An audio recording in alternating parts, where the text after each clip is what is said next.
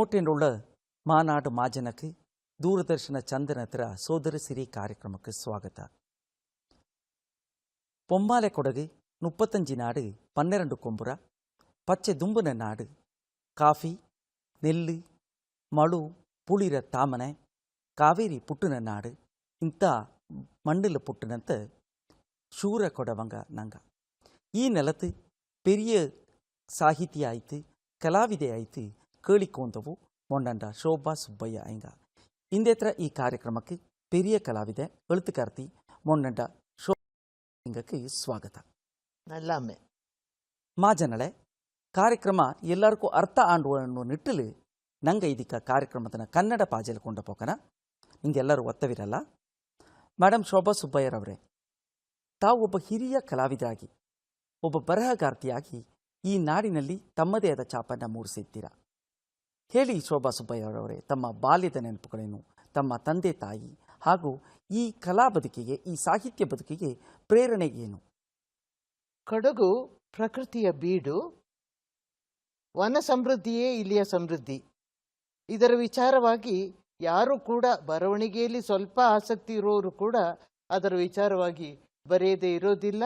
ಮತ್ತು ನಮ್ಮ ಈ ನಾಡು ಹಿಂದಿನಿಂದಲೇ ತುಂಬ ಸೌಂದರ್ಯಯುಕ್ತವಾದ ನಾಡಾಗಿದ್ದ ಕಾರಣ ಎಲ್ಲರೂ ಕೂಡ ಇಲ್ಲಿಗೆ ಇದು ಬಂದಿದ್ದಾರೆ. ಹಿಂದಿನ ಕಾಲದಲ್ಲಿ ನಾವು ಬ್ರಿಟಿಷರ್ಸ್ ಇರುವಾಗ ಕೂಡ ಬಂದು ನಮ್ಮ ದೇಶವನ್ನು ದಾಳಿ ಮಾಡಿದ್ದು ಕೂಡ ಎಲ್ರಿಗೂ ಗೊತ್ತಿರೋ ವಿಷಯ.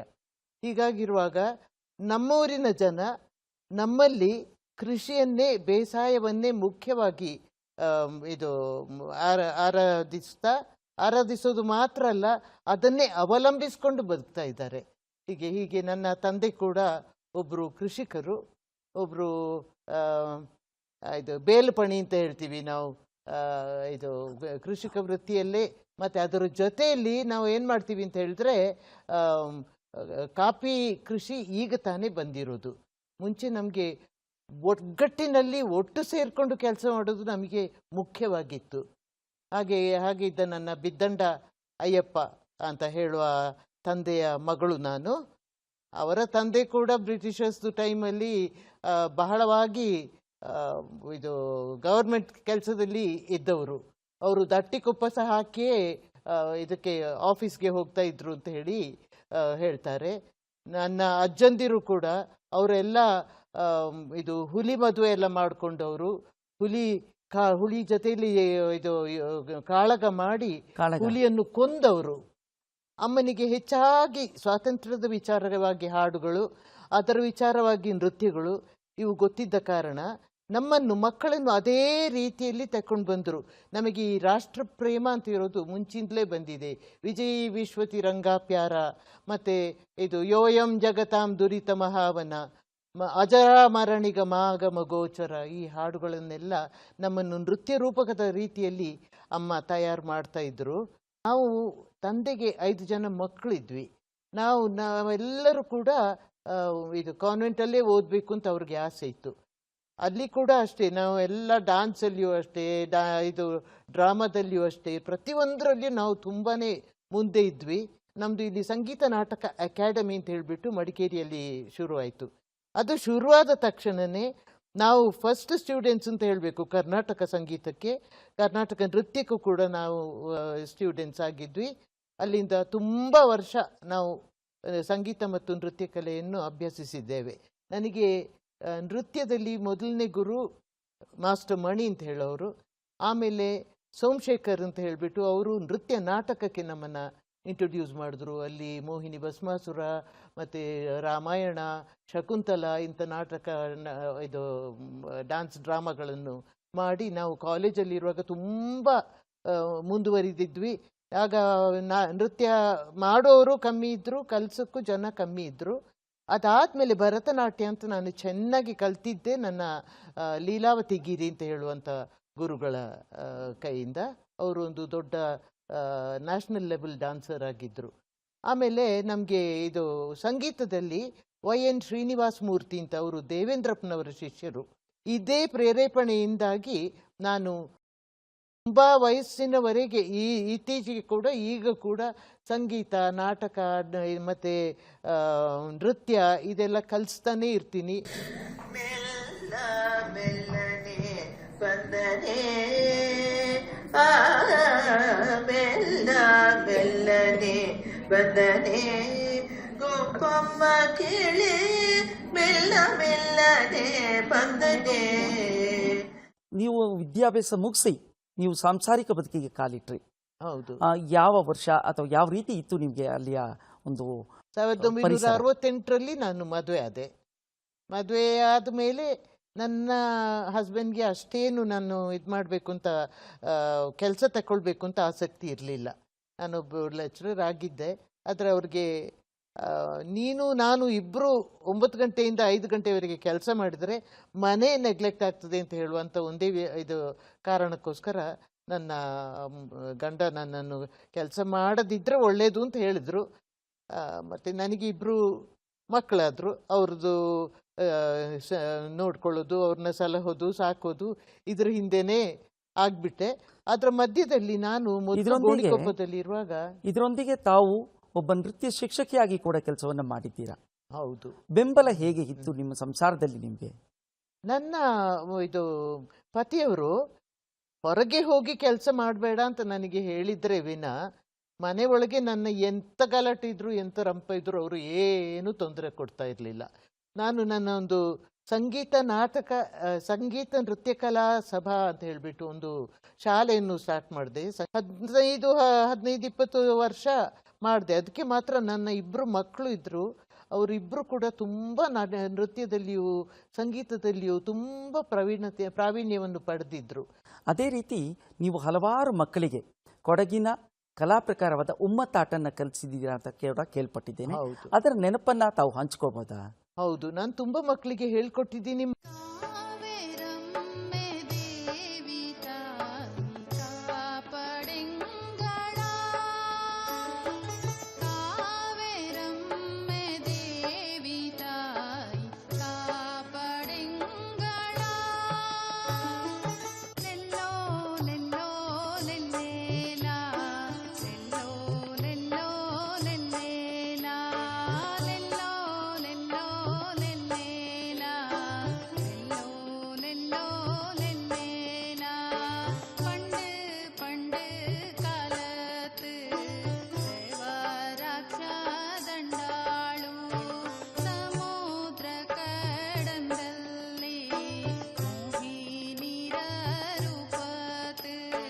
ತಾವು ತಮ್ಮ ಮನೆ ಅಶೋಕ ಭವನ ಮಡಿಕೇರಿಯಲ್ಲಿ ಒಂದು ಶಾಲೆಯನ್ನು ನಡೆಸ್ಕೊಂಡು ಈ ಕಲಾ ಸೇವೆಯನ್ನು ನಡೆಸ್ತಾ ಬಂದ್ರಿ. ಹಲವಾರು ಮಕ್ಕಳಿಗೆ ಭರತನಾಟ್ಯ ಇರ್ಬೋದು, ಬೇರೆ ಬೇರೆ ನೃತ್ಯ ಪ್ರಕಾರಗಳನ್ನು ಕಲಿಸ್ತಾ ಬಂದ್ರಿ. ಇದರ ನೆನಪು ಹೇಗಿದೆ? ಆ ಮಕ್ಕಳು ಇವತ್ತು ಯಾವ ಯಾವ ಸ್ಥಿತಿಲಿದ್ದಾರೆ? ತುಂಬ ನಾನು ಚಿಕ್ಕ ಮಕ್ಕಳ ಪದ್ಯಗಳನ್ನು ಬರೆದು ಅವ್ರ ಕೈಯಿಂದ ನಾನು ಇದು ಮಾಡಿಸ್ತಿದ್ದೆ. ತಾವೊಬ್ಬ ಉತ್ತಮ ಕಲಾವಿದೆ ಕೂಡ. ಒಬ್ಬ ಕಲಾವಿದರಾಗಿ ಎಲ್ಲೆಲ್ಲಿ ಕಾರ್ಯಕ್ರಮಗಳನ್ನು ನೀಡಿರೋ ನೆನಪು ನಿಮಗಿದೆ? ಆ ಕಲೆಗೆ ಏನೇನು ಸೇವೆಯನ್ನು ನೀವು ಮಾಡಿದ್ದೀರಾ? ಕಲೆಗೆ ತುಂಬ ಸೇವೆ ಮಾಡಿದ್ದೇನೆ. ಈಗ ತಾವು ಒಬ್ಬ ಉತ್ತಮ ಕಲಾವಿದರಾಗಿ ಒಬ್ಬ ಸ್ವರಚನೆಯ ಹಲವಾರು ರಚನೆಗಳನ್ನು ನಡೆಸಿ ಅದನ್ನು ಕಾರ್ಯಕ್ರಮ ನೀಡಿದ್ದೀರಾ. ದೂರದರ್ಶನ ಚಂದನದಲ್ಲಿ ಕೂಡ ನೀವು ನಿಮ್ಮ ಸೋದರಿಯರೊಂದಿಗೆ ಸೇರಿ ಒಂದು ಕಾರ್ಯಕ್ರಮವನ್ನು ನೀಡಿದ್ರಿ. ಇದೀಗ ಆ ಕಾರ್ಯಕ್ರಮದ ಒಂದು ತುಣುಕನ್ನು ನಾವು ನೋಡುವ.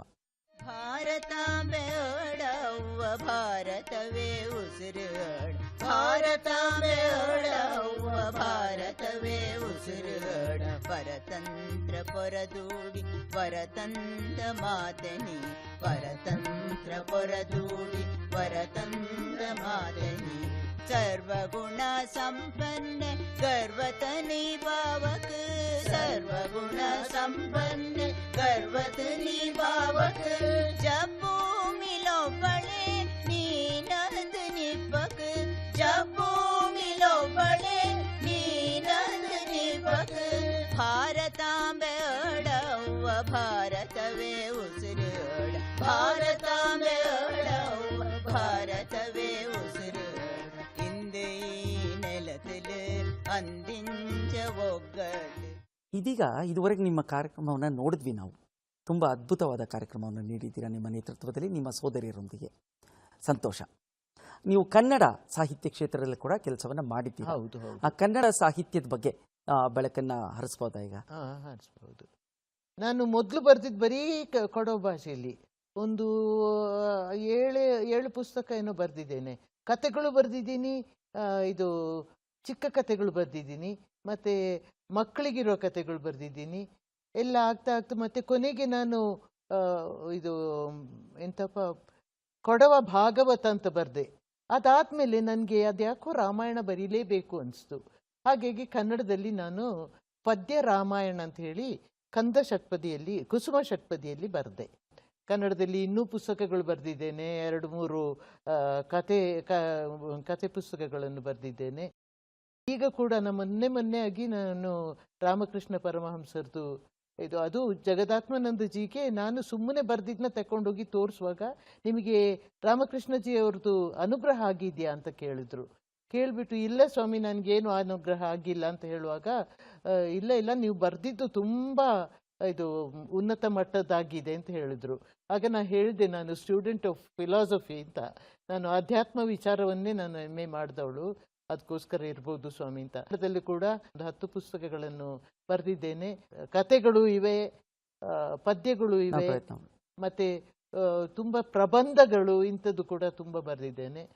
ನೀವು ಇಂಗ್ಲಿಷಲ್ಲಿ ಕೂಡ ಪುಸ್ತಕ ರಚನೆಯನ್ನ ಮಾಡಿದ್ದೀರಾ? ಹೌದು. ಅದನ್ನೇನಾದ್ರೂ ಸ್ವಲ್ಪ ಹೌದು ತಿಳಿಸ್ಕೊಡ್ಬೋದಾ? ನಾನು ಆ ಸಮಯದಲ್ಲಿ ನನಗೆ ಏನಾಯ್ತು ಅಂತ ಹೇಳಿದ್ರೆ, ಇದು ಫೆಲೋಶಿಪ್ ಕಾಲ್ ಬಂತು.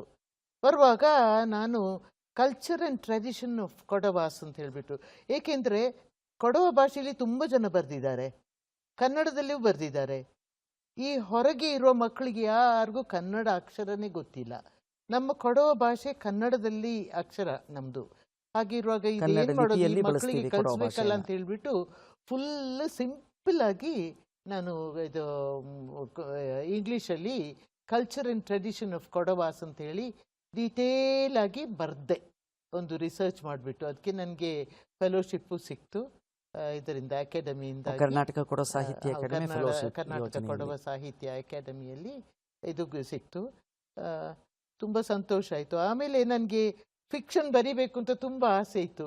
ತುಂಬ ಸ್ಟೋರೀಸ್ ಬರೆದಿದ್ದೀನಿ ಇಂಗ್ಲೀಷಲ್ಲಿ, ಆದರೆ ನಾನು ಪಬ್ಲಿಷ್ ಮಾಡಿಲ್ಲ, ಏಕೆಂದರೆ ಜನ ಓದೋದಿಲ್ಲ. ಈ ಪುಸ್ತಕವನ್ನು ಓದೋದನ್ನು ಕಂಡುಬಿಟ್ಟು ನಾನು ಪಾರು ಅಂತ ಹೇಳಿ ಒಂದು ಕೊಡಗಿನ ಬಗ್ಗೆ, ಕೊಡಗಿನ ಒಂದು ಹೆಣ್ಣು ಮಗು ಯಾವ ರೀತಿಯಲ್ಲಿ ಕಷ್ಟ ಕಾರ್ಪಣ್ಯಗಳನ್ನು ತಡೆದುಕೊಂಡು ಯಾವ ರೀತಿಯಲ್ಲಿ ಮುಂದೆ ಬಂದಳು, ಒಂದೊಂದು ಸಂದರ್ಭದಲ್ಲಿ ಅವಳಿಗೆ ಬಹಳ ಕಷ್ಟ ಆಯಿತು. ನೀವು ಕನ್ನಡದಲ್ಲಿ ಹಲವಾರು ರಚನೆಗಳನ್ನು ಮಾಡಿದ್ದೀರಾ, ಆದರೆ ಯಾವುದಾದ್ರು ತುಣುಕನ್ನು ನಮ್ಮೊಂದಿಗೆ ಹಂಚ್ಕೋಬೋದಾ? ರಾಮಕೃಷ್ಣರ ಕರೆ, ರಾಮಕೃಷ್ಣರ ಅಮೃತ ಸಿಂಚನ ಎಂಬ ಪುಸ್ತಕದಿಂದ. ಮನದ ಅಳಲನ್ನು ತಾಯಿಗೆ ತೋರಲು, ಕಲಿಮಲಹಾರಿಯ ಪ್ರೀತಿಯ ಪಡೆಯಲು, ದಣಿಯದೆ ಕರಗಿ ಮನವನೇ ಅರ್ಪಿಸಿ, ಕರಗಿದ ಕಂದನವ ರಾಮಕೃಷ್ಣ ಕರಗಿದ ಕಂದನವ. ಅದ್ಭುತ, ತುಂಬ ಚೆನ್ನಾಗಿ ಮೂಡಿ ಬಂದಿದೆ ಮೇಡಮ್. ಅದೇ ರೀತಿ ಕೊಡವ ಕವನ ಕ್ಷೇತ್ರಕ್ಕೂ ಕೂಡ ತಮ್ಮದೇ ಆದ ಕೊಡುಗೆಯನ್ನು ನೀಡಿದ್ದೀರಾ. ತಮ್ಮ ನೆನಪಿನಲ್ಲಿ ಇರುವಂತಹ ಯಾವುದಾದ್ರೂ ಕೊಡವ ಕವನವನ್ನು ಇದೀಗ ಪ್ರಸ್ತುತಪಡಿಸ್ಬೋದಾ? ನನ್ನ ಪರಿಸರದ ಬಗ್ಗೆ, ನಮ್ಮ ಕಾಫಿ ತೋಟದ ಬಗ್ಗೆ, ಈ ಥರ ನಾನು ಹೆಚ್ಚಾಗಿ ಬರೀತಾ ಇದ್ದಿದ್ದು ಆ ಕಾಲದಲ್ಲಿ. ಆಮೇಲೆ ನಾನು ಕಥೆಗಳನ್ನೆಲ್ಲ ಬರೀಲಿಕ್ಕೆ ಶುರು ಮಾಡಿದೆ ಕೊಡವ ಭಾಷೆಯಲ್ಲಿ. ಈಗ ನಾನು ನಿಮಗೆ ವೃಕ್ಷ ರಕ್ಷಣೆ ಅಂತ ಹೇಳೋದ್ರ ಒಂದು 4 ಗೆರೆ ಹೇಳ್ತೇನೆ. ದಯವಿಟ್ಟು. പച്ച പച്ചടത്ത് തെളിച്ച് നലിഞ്ചണ്ടുള്ള ചോപ്പിട മണിയട മാല നോട്ടി, ಮುಚ್ಚುಮರ ಇಲ್ಲದ ಕೊಡವನ ಚಾಕುವ, ಚೋಪು ಕಾಪಿರ ಪಣ್ಣು ಅದು. ತುಂಬ ಚೆನ್ನಾಗಿದೆ. ಆಕಾಶವಾಣಿಯ ಉದಯ ರಾಗದಲ್ಲಿ ಈ ಕವನವನ್ನು ನಾನು ಕೇಳಿದ್ದೇನೆ. ಬಹಳ ಸುಶ್ರಾವ್ಯವಾಗಿ ಮೂಡಿ ಬಂದಿದೆ. ಇದು ತುಂಬ ಸಂತೋಷ. ನಾವು ಮುಂದುವರಿತಾ, ತಾವು ಒಬ್ಬ ಸಮಾಜ ಸೇವಕಿಯಾಗಿಯೂ ಕೂಡ ಕೆಲಸವನ್ನು ಮಾಡಿದ್ದೀರಾ. ಬಹಳ ಸಣ್ಣದಾಗಿ ತಮ್ಮ ಸಮಾಜ ಸೇವೆಯ ಬಗ್ಗೆ ತಿಳಿಸ್ಕೊಡ್ಬೋದಾ? ಸಮಾಜ ಸೇವೆ ನನಗೆ ಹಿಂದಿನಿಂದಲೇ ಬಂದದ್ದು. ಹಿಂದಿನ ಕಾಲದಲ್ಲಿ ಇದು ಎಂತಪ್ಪ, ನಮ್ಮ ಚೆಪ್ಪುಡಿ ಚೀತವ ಅಂತ ಒಬ್ರು ಇದ್ರು, ನಮ್ಮ ಕೊಡಗಲ್ಲಿ ದೊಡ್ಡ ಹೆಸರು ಅವರು. ಅವರು ನನ್ನ ಅಜ್ಜಿ ಮನೆಗೆ ಬಂದು ಅಲ್ಲಿ ಎಲ್ಲ ಮನೆಗಳಲ್ಲಿ ತುಂಬ ಮಕ್ಕಳಿರೋ ಮನೆಗಳಲ್ಲಿ, ಅಲ್ಲಿ ತುಂಬ ಕಾಲೋನಿಯೇ ತುಂಬ ಇದು ಮಕ್ಕಳಿರುವ ಕಾಲೋನಿ. ಅಲ್ಲಿ ಹೋಗಿ ಅವರೆಲ್ಲ ಮಕ್ಕಳನ್ನ ಸ್ನಾನ ಮಾಡಿಸೋದು ಇದೆಲ್ಲ ಮಾಡಿಸೋದು ಅಜ್ಜಿ ಹೇಳ್ತಾ ಇರೋದು ಗೊತ್ತಿತ್ತು. ಅದೇ ರೀತಿಯಲ್ಲಿ ನಾನು ಕುಶಾಲನಗರದಲ್ಲಿರುವಾಗ ನಮ್ಮದೊಂದು ಲಯನ್ ಲೇಡೀಸ್ ಆಕ್ಸಿಲರಿ ಅಂತ ಒಂದನ್ನು ನಾನೇ ಸ್ಟಾರ್ಟ್ ಮಾಡಿದೆ. ಅದರದ್ದು ಪ್ರೆಸಿಡೆಂಟು ನಾನೇ ಆಗಿದ್ದೆ. ಆಗ ನಾನು ಎಲ್ಲ ಮನೆಗಳಿಗೆ ಹೋಗಿ ಮಕ್ಕಳನ್ನ ಸ್ನಾನ ಮಾಡಿಸೋದು ಹೇಗೆ, ಮಕ್ಕಳಿಗೆ ಯಾವ ರೀತಿಯಲ್ಲಿ ಇದು ತಿಂಡಿ ತಿನ್ನಿಸ್ಬೇಕು, ಇದೆಲ್ಲ ನಾನು ಅವ್ರಿಗೆ ಕಲಿಸಿಕೊಡ್ತಾ ಇದ್ದೆ. ಅದು ಮಾತ್ರ ಅಲ್ಲ, ಮಕ್ಕಳಿಗೆ ಆಡಲಿಕ್ಕೆ ಜಾಗ ಇಲ್ಲ ಅಂತ ಹೇಳಿ ಕಾಣುವಾಗ ಅಲ್ಲಿ ನಾವೊಂದು ಇದು ಇದು ಗಾರ್ಡನ್ ಥರ ಮಾಡಿಬಿಟ್ಟು ಒಂದು ಪಾರ್ಕ್ ಮಾಡಿದ್ವಿ. ಅದಕ್ಕೋಸ್ಕರನೇ ನನಗೆ ಪುರಸ್ಕಾರಗಳು ಎಲ್ಲ ತುಂಬ ಬಂದಿದ್ದಾವೆ. ಹೌದು, ತುಂಬ ಸಂತೋಷ. ನೀವು ಸಮಾಜ ಸೇವಕಿಯಾಗಿ ಕೂಡ ಗುರುತಿಸ್ಕೊಂಡಿದ್ದೀರಾ. ಇದೀಗ ಮುಂದುವರಿತಾ ನಾವು ಮಾತಾಡ್ತಾ ನಿಮ್ಮನ್ನು ಅರಸಿ ನಿಮ್ಮ ಕಲಾ ಸೇವೆ ಇರ್ಬೋದು, ಸಾಹಿತ್ಯ ಸೇವೆ ಇರ್ಬೋದು, ಸಮಾಜ ಸೇವೆ ಇರ್ಬೋದು, ಇದಕ್ಕೆ ಹಲವಾರು ಪ್ರಶಸ್ತಿಗಳು ಬಂದಿದೆ. ಆ ಪ್ರಶಸ್ತಿಗಳು ಯಾವುದೆಲ್ಲ ನೆನಪಿನಲ್ಲಿ ಉಳಿದಿದೆ ತಮಗೆ? ನನಗೆ 2 ಸಲ ರಾಜ್ಯೋತ್ಸವ ಪ್ರಶಸ್ತಿಗಳು ಬಂದಿವೆ. ಒಂದು ಸಲ ಸಮಾಜ ಸೇವೆಗೆ ನನ್ನ ಕೊಡುಗೆ, ಅದರಲ್ಲಿ ಕೊಡಗಿನಲ್ಲಿ ಬಂದಿದೆ. ಅದೇ ರೀತಿ ಕರ್ನಾಟಕ ಕೊಡವ ಸಾಹಿತ್ಯ ಅಕಾಡೆಮಿ ಗೌರವ ಪುರಸ್ಕಾರ ಕೂಡ ನಿಮಗೆ ಬಂದಿದೆ. ಹೌದು. ಅದ್ರ ಬಗ್ಗೆ ಏನಾದರೂ ನೆನಪಲ್ಲಿ ಉಳಿದಿದೆಯಾ? ಹೌದು, ಅದು ಕೊಡವ ಅಕಾಡೆಮಿಯಲ್ಲಿ ಗೌರವ ಪುರಸ್ಕಾರ ಬಂದಿದ್ದು ಹೆಚ್ಚಾಗಿ ನನ್ನ ಪುಸ್ತಕಗಳಿಗೆ ಅಂತ ನನ್ನ ಯೋಚನೆ. ಸಾಹಿತ್ಯ ಕ್ಷೇತ್ರ ಮತ್ತೆ ಅಲ್ಲಿಗೂ ಕೂಡ ತುಂಬಾ ಸೇವೆ ಮಾಡಿದ್ದೇನೆ ನಾನು. ಮತ್ತೆ ಅಲ್ಲಿ ಉಮ್ಮತ್ತಾಟು ಕಲಿಸಿಕೊಟ್ಟಿದ್ದೀನಿ, ಅಲ್ಲಿ ಇದು ಬಾಳೋಪಾಠ ಹೇಳಿಕೊಟ್ಟಿದ್ದೀನಿ, ಎಲ್ಲ ಬೇರೆ ಬೇರೆ, ಬರೀ ಉಮ್ಮತ್ತಾಟಲ್ಲ. ನನಗೆ ಸ್ವಲ್ಪ ಮಟ್ಟಿಗೆ ಇದು ನಮ್ಮ ಗಂಡಸರು ಮಾಡುವಂತ ಕತ್ತಿಯಾಟ, ಇದು ಎಂತದಪ್ಪ ಚೌರಿ ಇದೆಲ್ಲ ಗೊತ್ತಿತ್ತು. ಅದನ್ನೆಲ್ಲ ಸ್ವಲ್ಪ ಸ್ವಲ್ಪ ಇದು ಶುರು ಮಾಡಿಕೊಟ್ಟೆ. ಆದ್ರೆ ಈಗ ತುಂಬಾ ಮುಂದುವರಿದಿದೆ ಅದು. ಕೂಡು ಬಾಳು ಸಣ್ಣೂರು ದಂಡಾಳು ಡಣ್ಣಂಗಿ ಡೊಬ್ಬ ದೇವಿ ತಂಗಮ್ಮ ಭೂಮಿ ಪಾಟ ಕಟೇತೆ ರಾಣಿ ಪಾಟ ಬಾವಕ ಭೂಮಿ ಬಾಳು ಜಭೂಮಿ. ತುಂಬ ಸಂತೋಷಮ್ಮ. ಅದೇ ರೀತಿ ಮಡಿಕೇರಿ ತಾಲೂಕು ಕನ್ನಡ ಸಾಹಿತ್ಯ ಸಮ್ಮೇಳನದ ಅಧ್ಯಕ್ಷರಾಗಿ ಕೂಡ ತಾವು ಗೌರವವನ್ನು ಪಡ್ಕೊಂಡಿದ್ದೀರಾ. ಇದು ಕೂಡ ತಮ್ಮ ಜೀವನದಲ್ಲಿ ಅತ್ಯಂತ ಶ್ರೇಷ್ಠ ಘಟ್ಟ ಅಂತ ನಾನು ಅಂದ್ಕೊಂಡಿದ್ದೇನೆ. ಕರಿಕೆಯಲ್ಲಿ ನಡೆದ ಕನ್ನಡ ಸಾಹಿತ್ಯ ಸಮ್ಮೇಳನ, ಇದ್ರ ಬಗ್ಗೆ ಏನಾದರೂ ನೆನಪುಗಳು ಉಳಿದಿದೆಯಾ? ಕರಿಕೆಯಲ್ಲಿ ಮಾಡಿದ್ದು ಈ ಪ್ರೋಗ್ರಾಮ್. ನಮ್ಗಿಂತ ಮುಂಚೆ ಶಂಶುದ್ದೀನ್ ಅವರು ಇದ್ರು. ಅವರು ನನಗೆ ಹಸ್ತಾಂತರಿಸುವಾಗ ನನಗೆ ತುಂಬ ಖುಷಿ ಆಯಿತು. ಬಹಳ ದೊಡ್ಡ ಪ್ರೋಗ್ರಾಮ್, ಆಗುವಷ್ಟು ಕೆಲಸಗಳನ್ನು ಮಾಡೋಣ ಅಂತೇಳಿ ನಾವು ಹೋದ್ವಿ. ಹಾಗೆ ಹೌದು, ಕನ್ನಡದ ಗಡಿನಾಡ ಪರಿಸರ, ಕೊಡಗಿನ ಒಂದು ಕೊನೆಯ ಗ್ರಾಮ ಕರಿಕೆ ಅಂತ ಜಾಗದಲ್ಲಿ ನೀವು ಸಮ್ಮೇಳನ ಅಧ್ಯಕ್ಷರಾಗಿ ಆ ರಥವನ್ನು ಮುನ್ನಡೆಸಿದ್ರಿ. ತುಂಬಾ ಹೆಮ್ಮೆ ಅನಿಸುತ್ತೆ ಮೇಡಮ್ ಅದೆಲ್ಲ ಯೋಚನೆ ಮಾಡುವಾಗ. ಬರವಣಿಗೆ ಮುಂದುವರಿತಾ ಇದೆ, ಟ್ರಾನ್ಸ್ಲೇಷನ್ಸ್ ಮಾಡ್ತೇನೆ. ನಾನೊಂದು ಇದು tiny model state of south India ಅಂತ ಹೇಳೋ ಒಂದು ಮುತ್ತಣ್ಣನವರು ಬರೆದ ಪುಸ್ತಕವನ್ನು ಕೊಡವ ಭಾಷೆಗೆ ತರ್ಜುಮೆ ಮಾಡಿದೆ. ಕೊಡವ ಜನಪದ ಕ್ಷೇತ್ರ ಇರ್ಬೋದು, ಸಂಸ್ಕೃತಿ ಇರ್ಬೋದು, ಇದ್ರ ಬಗ್ಗೆ ಮುಂದಿನ ಪೀಳಿಗೆಗೆ ನಿಮ್ಮ ಸಂದೇಶ ಏನು? ನಾನು ಹೇಳೋದಾದ್ರೆ, ನಮ್ದು ಕೊಡವ ಅಂತ ಹೇಳೋದು ತುಂಬಾ ದೊಡ್ಡ ಸಂಸ್ಕೃತಿ, ತುಂಬಾ ಒಳ್ಳೆ ಸಂಸ್ಕೃತಿ, ತುಂಬಾ ಹಿಂದಿನ ಸಂಸ್ಕೃತಿ. ಇಷ್ಟು ಹಳೆಯ ಸಂಸ್ಕೃತಿಯನ್ನು ನಾವು ಉಳಿಸಿ ಬೆಳೆಸೋದು ಬಹಳ ಮುಖ್ಯ. ಹೌದು, ನಾವು ನಮ್ಮ ಪದ್ಧತಿ ಪರಂಪರೆಯನ್ನು ಬಿಡ್ತಾ ಹೋದ್ರೆ ಒಂದೊಂದಾಗಿ ನಮ್ಮ ಕೊಡವಾಮೇ ಉಳಿಯದೇ ಆಗುವಂತ ಸಂದರ್ಭ ಇದೆ. ಇಷ್ಟು ಒಂದು ಒಳ್ಳೆ ಸಂಸ್ಕೃತಿಯನ್ನು ನಾವು ಬಿಟ್ಟು ಕೊಡಬಾರ್ದು ಅಂತ ಹೇಳ್ತೇನೆ. ನಾನು ಕನ್ನಡದವ್ರಿಗೆ, ಕೊಡವರಿಗೆ ಮಾತ್ರ ಅಲ್ಲ ಹೇಳೋದು, ಎಲ್ಲರೂ ಅವರ ಸಂಸ್ಕೃತಿಯನ್ನು ಮುಂದೆ ತರಬೇಕು. ಹಿಂದೆ ಹೋಗ್ಬಾರ್ದು. ಹಿಂದೆ ನಾವು ಸುಮ್ಮನೆ ನಮ್ಗೆ ಈ ಆಂಗ್ಲ ವ್ಯಾಮೋಹದಿಂದ ನಾವು ತುಂಬಾ ಕೆಳಗೆ ಇಳಿದು ಬಿಟ್ಟಿದ್ದೀವಿ. ಆಂಗ್ಲ ಭಾಷೆ ಬೇಡ ಅಂತ ನಾ ಹೇಳೋದಿಲ್ಲ, ಆದ್ರೆ ಮಾತ್ರ ನಮ್ಮದನ್ನು ಬಿಟ್ಟು ನಾವು ಇನ್ನೊಂದು ಕಡೆ ಹೋಗೋದು ಸರಿ ಅಂತ ಹೇಳಿ ನನಗೆ ಕಾಣಿಸ್ತಾ ಇಲ್ಲ. ಹಿರಿಯರಾಗಿ ನೀವು ಈ ಜವಾಬ್ದಾರಿಯನ್ನು ಎಲ್ಲರೂ ಹೊರಬೇಕು ಅಂತ ಹೇಳ್ತಾ ಇದ್ದೀರಾ? ಹೌದು, ಇದು ಈಗ ಕೊಡೋ ಸಮಾಜನೇ ಇರ್ಬೋದು, ಅಕಾಡೆಮಿಯೇ ಇರ್ಬೋದು, ಈ ಬೇರೆ ಬೇರೆ ತುಂಬ ಬ್ರಾಂಚಸ್ ಇದೆ. ಇದು ಬೇರೆ ಬೇರೆ ಸಂಘ ಸಂಸ್ಥೆ ಎಲ್ಲ ಸೇರಿಬಿಟ್ಟು ಒಗ್ಗಟ್ಟು, ಒತ್ತೋರ್ಮೆ, ನಮ್ದೆಲ್ಲ ಹಿಂದಿಂದಲೇ ಬಂದಿದ್ದೇನು ಅಂತ ಹೇಳಿದ್ರೆ ಒಗ್ಗಟ್ಟು. ನಮ್ಮಲ್ಲಿ ಹೌದು. ನಮ್ದು ಒಂದು ಇದು ಗದ್ದೆ ಮಾಡಬೇಕಾದ್ರೂ ಅಕ್ಕಪಕ್ಕದ ಎಲ್ಲ ಜನರು ಬಂದು ಸೇರಿಬಿಟ್ಟು ಎಲ್ಲ ಸಂಸಾರಗಳು ಸೇರಿ ನಾವು ಗದ್ದೆ ಮಾಡ್ತಾ ಇದ್ದೀವಿ. ಇವತ್ತು ಗದ್ದೆ ನಡೀತಾ ಇಲ್ಲ, ಏಕೆ ಅಂತ ಹೇಳಿದ್ರೆ ಹೊಂದಾಣಿಕೆಗೆ ಬರ ಬಂದಿದೆ ನಮಗೆ.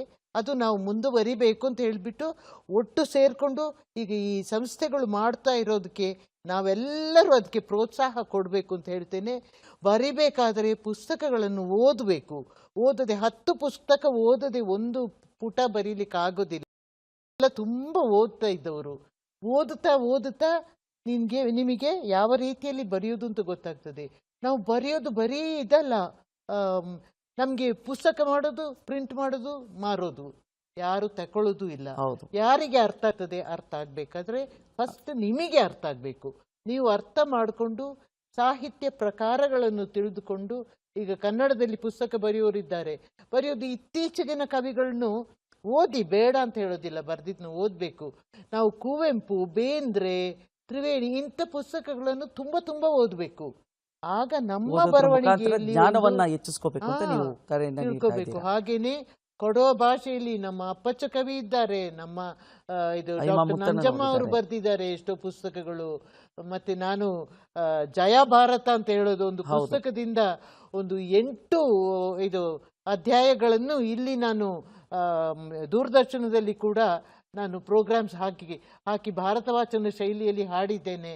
ಇಂದು ನಡುಪದೇ ಅಂದು ನಡುಂದತ್ ಮುಂದು ಮನೆ ಒಂದಾಯಿಲೆಲ್ಲ, ಎಲ್ಲರೂ ಕೂಡಿ ತಿಕ್ಕನ ಅಂದು ಹೆಚ್ಚಕ್ಕೆ ಹೊರಾತ ಮಾಡ್ಚುಂಗು ಕೈಂಜದೇ ಇಲ್ಲೆಲ್ಲ, ಮುಂದು ಮನೆ ಒಂದಾಯಿಲೆಲ್ಲ, ಕಾವೇರಿ ನೆಲತಲು ಎಂದು ಮೊರಡುವ ಜಯ ಅಪ್ಪಣ್ಣ. ಆ ಪುಸ್ತಕ ಹೇಗಿದೆ ಅಂತ ಹೇಳಿದ್ರೆ, ಅದು ಮಹಾಭಾರತ, ಜಯ ಭಾರತ ಅಂತ ಹೇಳಿದ್ರು ಕೂಡ ಅದು ನೀವು ಕೊಡಗಿನಲ್ಲಿ ಆಗಿದ್ದಂತ ಯೋಚನೆ ಮಾಡಬೇಕು. ಎಲ್ಲರೂ ದಟ್ಟಿ ಕುಪ್ಪಸ ಹಾಕ್ಕೊಂಡು, ಎಲ್ಲರೂ ಕೊಡವತಿ ಸೀರೆ ಉಟ್ಕೊಂಡು ಅಂತ ಚೆನ್ನಾಗಿ ಅವರು ಬರೆದಿದ್ದಾರೆ. ಮೊನ್ನೆ ಯಾರ್ದೋ ಜೊತೆ ಮಾತಾಡುವಾಗ ಅವ್ರು ಹೇಳಿದ್ರು, ಅದು ಯಾವುದು ಜಯ ಭಾರತ, ನನಗೆ ಕಣ್ಣಲ್ಲಿ ನೀರು ಬಂದ್ಬಿಡ್ತು. ಅಂತ ಒಂದು ರಾಷ್ಟ್ರ ಪ್ರಶಸ್ತಿ ಪಡೆದಿರೋ ಒಂದು ಪುಸ್ತಕಕ್ಕೆ ಇಷ್ಟು ಕಮ್ಮಿ ಬೆಲೆ ಆಯ್ತಲ್ಲ ಅಂತ ಹೇಳಿ ಕೇಂದ್ರ ಸಾಹಿತ್ಯ ಅಕಾಡೆಮಿ ಸಾಹಿತ್ಯ ಸನ್ಮಾನ್ ಈ ಅಕಾಡೆಮಿದು ಇದು ಇದರಲ್ಲಿ ಕೂಡ ಆಗಬೇಕು ಈ ಪ್ರೋಗ್ರಾಮ್ಗಳು. ಈ ಇಂಥ ಭಾರತ ಇದನ್ನು ಓದಬೇಕು.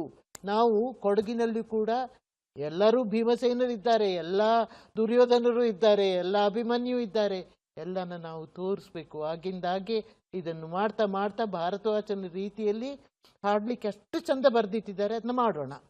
ಧನ್ಯವಾದಗಳು ಶೋಭಾ ಸುಬ್ಬಯ್ಯನವರೇ. இச்ச நேரம் கொடகிற ஒரு பெரிய சாகிதி ಶೋಭಾ ಸುಬ್ಬಯ್ಯ ಎಂಗಡ ಕೂಡ ತಕ್ಕಬಾಕನ ಕಟ್ಟತು.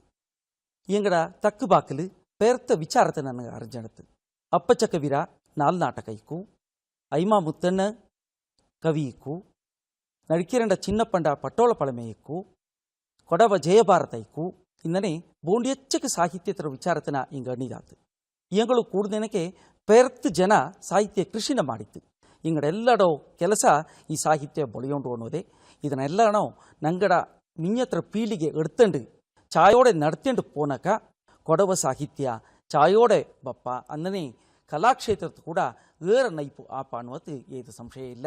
ಇಚ್ಚ ನೇರ ಚಾಯೋಡೆ ಕಾರ್ಯಕ್ರಮವನ್ನು ನೋಟಿತ್ತು ಸಹಕಾರ ಮಾಡಿನ ಎಲ್ಲ ಮಾಜನಕ್ಕೂ ದೂರದರ್ಶನದ ಪರವಾಯಿತು. ಧನ್ಯವಾದ, ನಮಸ್ಕಾರ.